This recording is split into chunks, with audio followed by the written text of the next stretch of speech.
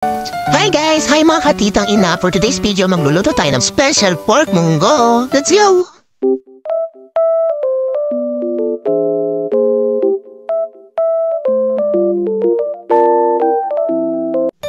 Okay, mag-start na tayo magluto guys! Sa isang kawali, medium fire.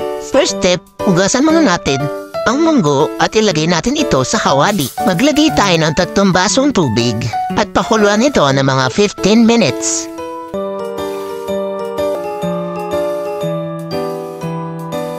At takpan muna natin ito.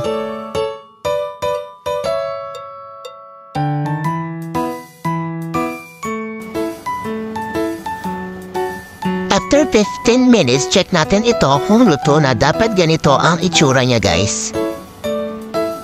After nito maluto guys, iset aside muna natin ito.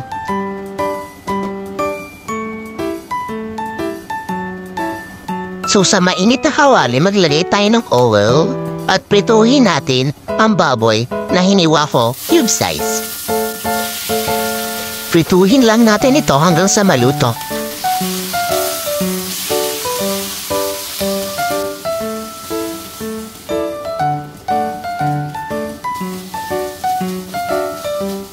So ilagay muna natin ang baboy sa gilid at maglagay tayo ng oil at maggisa tayo. Unahin muna natin ang bawang.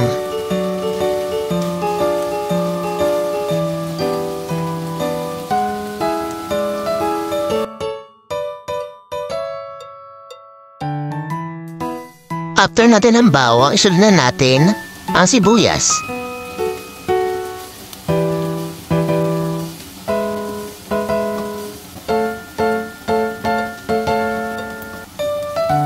After maggisa ng bawang at sibuyas, isunod na natin ang bell pepper na yellow and red na hiniwa ko sa maliliit.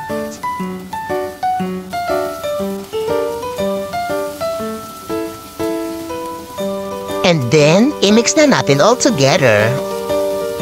Halo-haloin ito hanggang sa maluto.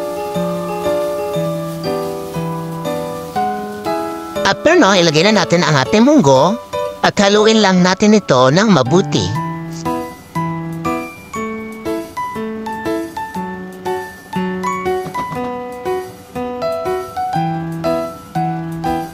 And then, maglagay tayo ng nor 4 cubes. At i-mix lang natin ito at maglagay tayo ng pamintang durog at ng 1 basong tubig at haluin muli natin ito.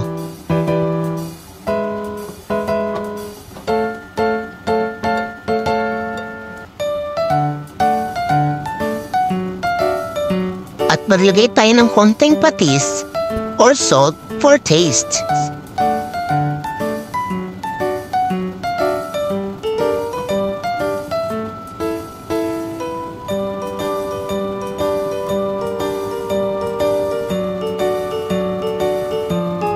At tikman niyo muna ito kung swak na sa panlasa niyo.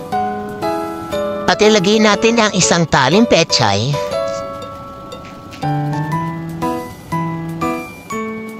Hintayin natin ito maluto na mga 5 minutes. Takpan muna natin ito. After 5 minutes, check natin kung luto na ito. Halo-haloin natin muli ito.